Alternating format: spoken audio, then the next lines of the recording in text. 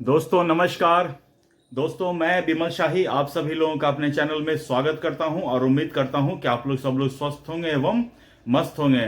सभी राष्ट्रवादियों और सनातनियों से ये निवेदन रहेगा कि आप लोग मेरे चैनल को सब्सक्राइब कर लीजिए और वीडियो को लाइक एवं शेयर भी कीजिए। दोस्तों आज हम लोग बात करने वाले हैं विवेक अग्निहोत्री की फिल्म द बंगाल फाइल के बारे में। जी हाँ दोस्तों, आज द बंगाल फाइल का जो है ट्रेलर लॉन्च हुआ। 3 मिनट के आसपास की इस फिल्म की ट्रेलर था, तो मुझे नोटिफिकेशन आया और मैंने इस फिल्म का ट्रेलर देखा। बेटा अपना नाम बताओ। तैमूर। लेकिन सोचो, सन 2050 जब ये इंडिया का पहला युवा माइनॉरिटी प्राइम मिनिस्टर बनेगा, तब हमारी डेमोक्रेसी की कितनी बड़ी जीत होगी।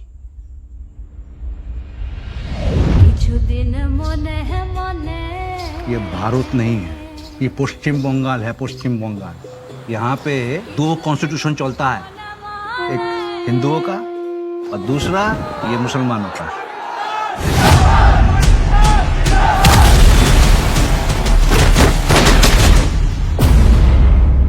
जिन्ना मेरे भाई, भारत का मुसलमान तो कन्वर्ट है, पहले तो सब हिंदू ही थे ना। हमारा डीएनए एक है। नो मिस्टर गांधी, हिंदू मुस्लिम एक नहीं है। आप वेदों को मानते हैं, हम कुरान को मानते हैं, आप लाखों भगवान को मानते हैं, हम सिर्फ अल्लाह को मानते हैं। पाकिस्तान से दिल नहीं भरा तो जिन लोगों को कोलकाता नहीं चाहिए, इसलिए डायरेक्ट एक्शन डे मना रहा है। भारत हिंदुओं का राष्ट्र है और इस युद्ध में हिंदू हार रहे हैं। जीत कौन रहा है? जिन्ना, क्योंकि हम सब नशे में चूर हैं और इस नशे का नाम है गांधी की अहिंसा। पाकिस्तान जिंदाबाद।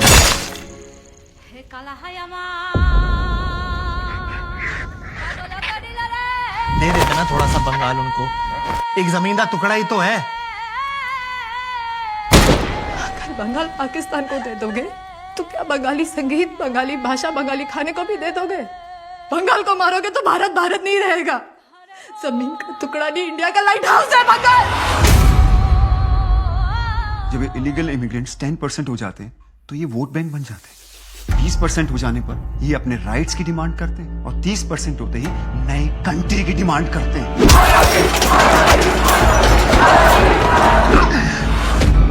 जो पार्टीशन 1947 में शुरू हुआ था वो आज तक चल रहा है और कभी खत्म ही नहीं होगा।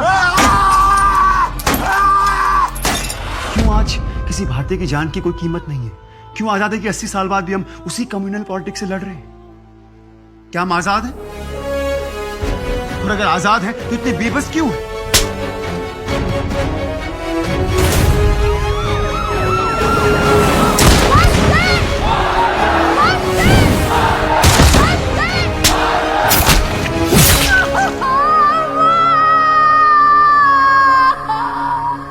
ये पार्टीशन आज खत्म नहीं, शुरू हुआ है। It's an unfinished project. विश्व एक खेल है, लोग मरते हैं, देश जलता है, खेल चलते रहता है।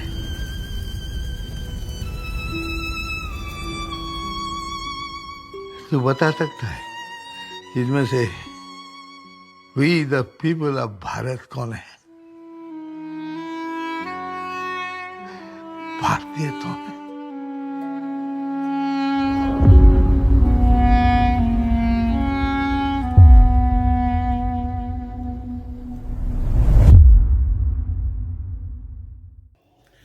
फिल्म का ट्रेलर देखते ही मेरे रोंगटे खड़े हो गए।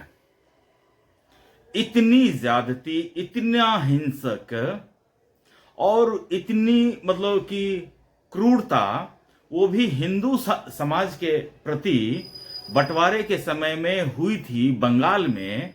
और ये बात आज तक हमें या मेरे जैसे अन्य लोगों को पता ही नहीं था और उसका नाम दिया गया था डायरेक्ट एक्शन डे। तो पूरा डायरेक्ट एक्शन डे के ऊपर ये फिल्म में बनाया गया है और उस समय की कहानी को, स्टोरी को भारत के सामने पेश करने का एक कोशिश किया गया। और ये फिल्म रिलीज होगी 5 सितंबर 2025 को। तो दोस्तों, जैसे ही इस फिल्म का ट्रेलर मैंने देखा तो मैं कैलेंडर देखने लगा। मैं देखा कि 5 सितंबर जो है फ्राइडे है, तो 6 सितंबर को हम लोग ये पिक्चर देख सकते हैं, ऐसा मैं मन में सोचने लगा। फिर मेरे को ये ख्याल आया कि जब द कश्मीर फाइल आई थी तो मतलब कि अभी देश में बीजेपी की सरकार है और कांग्रेस वाले, लेफ्ट वाले और जितने भी अपोजिशन की सरकार है, केजरीवाल है, इन लोगों ने द कश्मीर फाइल का कितना विरोध किया था। तो मैं ये सोच रहा था कि ये फिल्म जो है पूरा बंगाल के ऊपर बना हुआ है और बंगाल में भी ममता बनर्जी की सरकार है, तो क्या ममता बनर्जी इस फिल्म को कम से कम बंगाल में रिलीज होने देगी? ये मैं सोच रहा हूं, अंदर अंदर सोच रहा हूं। मैं ये सोच रहा हूं था कि विवेक अग्निहोत्री को इस फिल्म के लिए भी बहुत स्ट्रगल करना पड़ेगा, हर जगह जाना पड़ेगा, लोगों से अपील करनी पड़ेगी कि लोग देखें। राइट विंग वाले इस फिल्म का माउथ पब्लिसिटी करेंगे, तब जाकर ये फिल्म कहीं बड़े लेवल पर बन पाएगी। ये सब मैं भी सोच रहा था कि ऐसा सीन 5 सितंबर तक होते होते भारत में हो जाएगा। मतलब कि लेफ्ट वाले लोग, कांग्रेस वाले लोग, जो भी और जो राष्ट्रवादी नहीं है, वो लोग इस फिल्म का विरोध करेंगे, इस फिल्म को प्रोपेगेंडा फिल्म बताएंगे और विवेक अग्निहोत्री को संघर्ष करना पड़ेगा।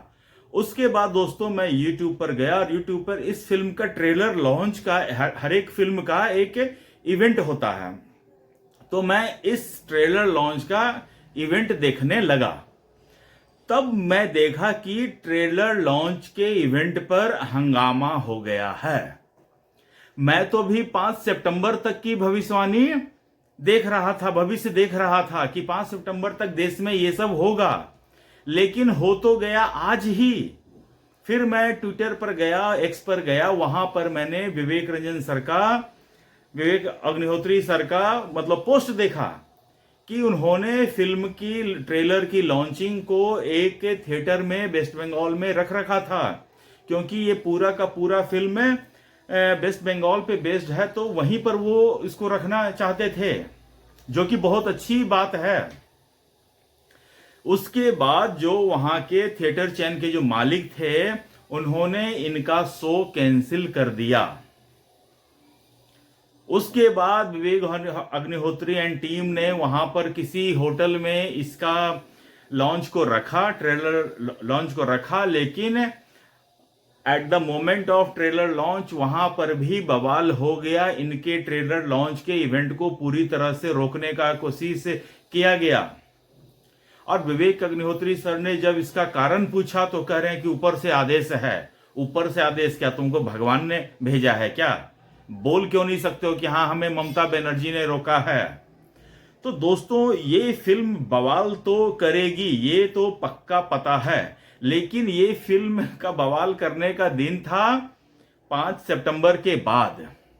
सोचिए, जब ट्रेलर पर फिल्म की आज ट्रेलर रिलीज हुई है तो ये हाल है। जिस दिन पूरा फिल्म रिलीज हो जाएगा उस दिन क्या होगा? दोस्तों, जब इस देश के जनमानस को बंगाल हिंसा के बारे में, डायरेक्ट एक्शन डे के बारे में पता चलेगा, तो देश का एक एक आदमी खून के आंसू रोएगा। इस तरह की विभीषिका और किसी ने देखा नहीं होगा, सहन किया नहीं होगा, जितना बंगाल के लोग सहन करके अब तक बैठे हैं। उस फिल्म में ये डायलॉग था कि जो बंटवारा है एक प्रोसेस है, वो चलता रहेगा, चल रहा है आज तक। बंगाल के लोग आज तक उस दर्द को झेल रहे हैं। दोस्तों, मैं अभी इसके बाद, इस फिल्म के ट्रेलर के बाद एक्स पर ही बहुत सारे लोगों का देख रहा था, जो लोग इसके बारे में बता रहे थे कि किस तरह उस समय हंसुआ और चांद का कॉम्बिनेशन था। अब सोचिए, हंसुआ किस पार्टी का चुनाव चिन्ह था? लेफ्ट वालों का चुनाव चिन्ह था। और चांद छाप कौन थे वो आप समझ लीजिए, मुझे बोलने की जरूरत नहीं थे। तो इन दोनों का अलायंस था और जिस मंच से वहां के मुस्लिमों को वो हिंसा करने के लिए उकसाया जा रहा था, उस मंच पर हंसुआ छाप ज्योति बसु भी मौजूद थे। उनकी मौजूदगी में कहा गया कि तुम्हारे पास 24 घंटे हैं, तुम जितने जो भी कर सकते हो करो। और फिर भीड़ ने जो हिंदुओं की हत्या करना शुरू किया, 3 दिन तक दोस्तों कोई रोकने वाला नहीं था। आज बोलते हुए मेरे रोंगटे खड़े हैं, लेकिन ये सच सबको जानने का हक है, अधिकार है। इस हक से कोई किसी को वंचित रख नहीं सकता है। डायरेक्ट एक्शन डे के बारे में मैं अभी थोड़ा बहुत मतलब एक्स पर या गूगल पर पढ़ने का कोशिश कर रहा था।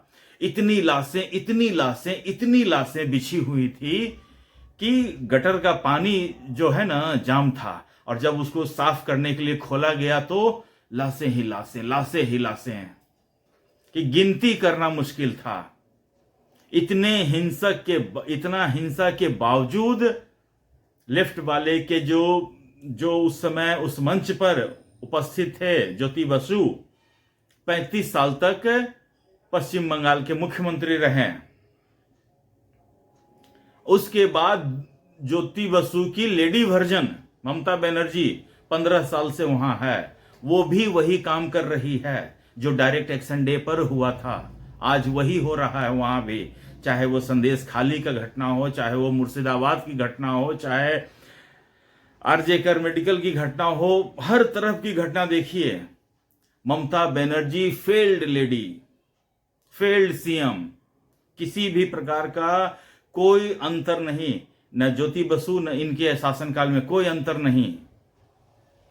वही चीज जो 1947 में डायरेक्ट एक्शन डे के दिन घटा था, आज भी बंगाल में लोग उसी तरह का जीवन जीने को मजबूर हैं। दोस्तों, ये फिल्म जब आएगी तब आएगी, लेकिन आज से ही इस फिल्म का विरोध होना शुरू हो चुका है। और देखिएगा, जैसे जैसे इस फिल्म का प्रचार होगा, लोग अलग अलग शहरों में जाएंगे, इस फिल्म की पब्लिसिटी बढ़ेगी, जो राजनीतिक दल हैं उनकी बेचैनी भी बढ़ेगी। और जब ये फिल्म रिलीज होगा तब असली बेचैनी बढ़ेगी। लोग इसे, आज से मैं कह दे रहा हूं, लोग इसे कहेंगे एक प्रोपेगेंडा फिल्म है। विवेक अग्निहोत्री को प्रोपेगेंडा फिल्म बनाने का मास्टर कहा जाता है। लेकिन दोस्तों, जिस तरह कश्मीर के जो हकीकत था उससे हम लोग अभी तक अनजान थे, और कश्मीर फाइल देखने के बाद हमें पता चला कि हमारे कश्मीरियों के साथ क्या घटित हुआ था। आज भी मैं कश्मीर फाइल के कुछ सीन को देखता हूं तो दिमाग सोचना, शब्द नहीं निकलते हैं। और यही चीज होगा डायरेक्ट एक्शन डे वाली फिल्म द बंगाल फाइल्स को देखने के बाद, आप यकीन मानिए।